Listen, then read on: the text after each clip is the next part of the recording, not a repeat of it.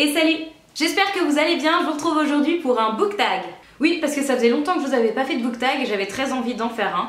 Donc j'ai regardé un petit peu ce qu'il y avait en ce moment sur la blogo et j'avoue que il y en a un parmi tant d'autres qui m'a vraiment attirée. Il s'agit du tag les réseaux sociaux, puisque vous le savez, en tant que blogueuse, je suis à peu près sur tous les réseaux sociaux, hein, Facebook, Twitter, Instagram, et j'en passe, des meilleurs. Et donc du coup, je me suis dit que c'était plutôt approprié pour une booktubeuse de tourner un tag sur les réseaux sociaux en rapport avec les livres. Hein. Enfin, je sais pas si je me fais comprendre, mais en tout cas, moi, je me comprends. Donc voilà, j'espère que ce tag vous plaira. C'est parti. Twitter, un livre court qu'on a apprécié. Bon, je sais, c'est une surprise pour personne. Je l'ai déjà présenté, mais j'avoue qu'en y réfléchissant bien, c'est peut-être le premier auquel j'aurais pu penser et le seul et unique que j'ai vraiment envie de vous représenter. Il s'agit de L'œil du loup de Daniel Pennac. Souvenez-vous, je vous en avais parlé dans mon dernier book haul, donc le book haul du mois de septembre, il me semble.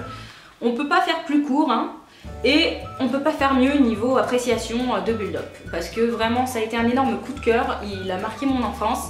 Et j'espère qu'il marquera l'enfance de beaucoup d'autres enfants. Bien aimé. Jolie tournure de phrase. Bref.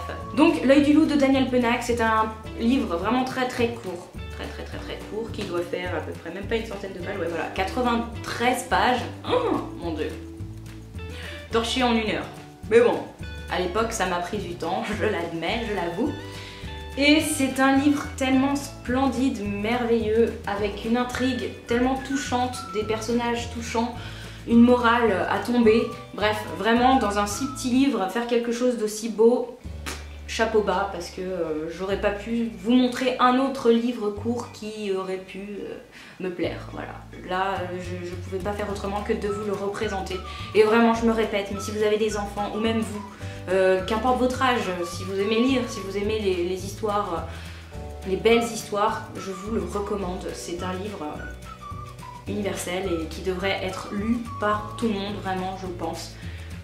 Voilà. Facebook, un livre massivement recommandé. J'ai choisi de vous présenter Les étoiles de noces de Sophie Jomain que j'ai ici dans la collection France Loisirs. C'est un livre que j'ai acheté sans même savoir de quoi ça parlait et pourtant je connaissais le titre et l'auteur et j'avais vu beaucoup de fois cette œuvre dans mon fil d'actualité Facebook. En plus il est bleu donc du coup ça va très bien avec Facebook, n'est-ce pas? J'en connais une qui serait contente, n'est-ce pas Manu? Il est bleu. Tumblr, un livre lu avant qu'il ne devienne populaire. Trop facile, vous le savez déjà. Fascination de Stéphanie Meyer, chez les éditions Hachette dans la collection Black Moon. C'est un livre que j'ai lu dès sa sortie et entre le moment où ils ont sorti le tome 1 et le tome 2, je l'ai lu 21 fois.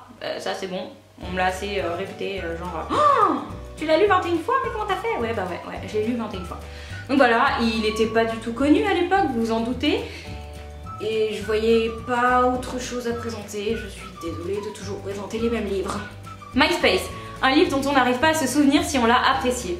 Suite aux derniers événements, je suis obligée de vous présenter Là où j'irai de Gail Forman, qui est le 2e tome de la saga Si je reste, qui a d'ailleurs été adapté au cinéma il n'y a pas si longtemps que ça. J'ai choisi celui-là parce que suite à de nombreuses conversations avec Nine, des lectures de Nine, il m'est venu qu'en fait mon opinion sur ce livre n'était pas du tout claire finalement.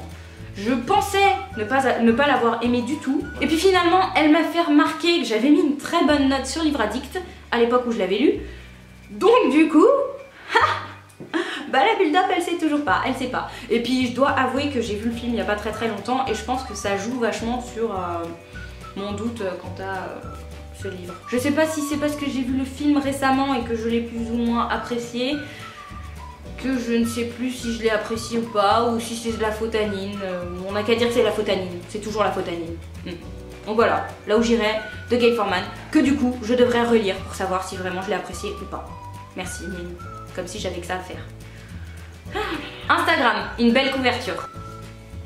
Across the Universe de Faith Redis. Voilà. La couverture parle d'elle-même là pour le coup. Ok, la couverture est belle, mais la tranche est dégueu et le derrière est bizarre. Mais on parle de couverture, donc ça compte, ça marche. Et puis j'avais très envie de vous présenter Les fiancés de l'hiver. Mais je vais arrêter avec Les fiancés de l'hiver, n'est-ce pas? Allez.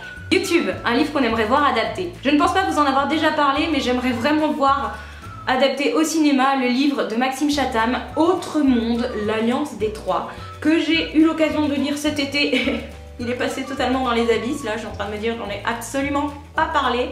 Faut dire que je le lisais pendant que je travaillais et du coup je pensais plus au travail. Non, c'est pas vrai, je pensais plus au livre qu'au travail, mais je pensais pas au blog nécessairement. Enfin bref, on s'en fout, je vous en ai pas du tout parlé, mais j'ai vraiment beaucoup apprécié et j'ai très envie de le voir adapté au cinéma parce que vraiment il y a du potentiel là-dedans, je vous le dis, je vous le dis.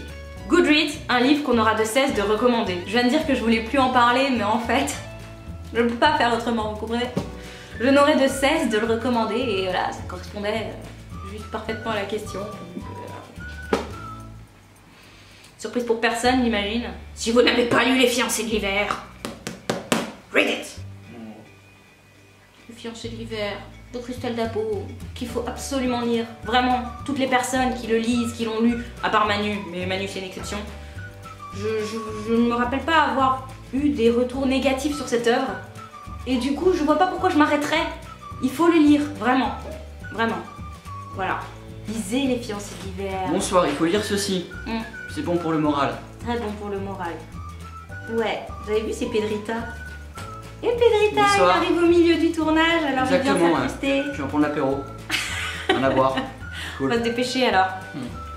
Pocheron. C'est donc déjà tout pour ce book tag, j'espère qu'il vous a plu. Si vous avez des questions sur les livres que je viens de vous présenter, comme d'habitude, n'hésitez pas à les poser en commentaire, par mail, comme vous voulez, quoi, comme vous préférez. Je vous rappelle que vous pouvez me retrouver sur Facebook, sur Twitter, sur Instagram, sur Hello Coton, sur le blog.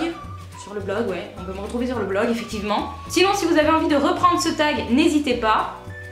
Vous savez ce qu'il vous reste à faire. J'espère qu'il vous a plu, je vous dis à très vite pour une prochaine vidéo. Je vous fais de très gros bisous. Ciao!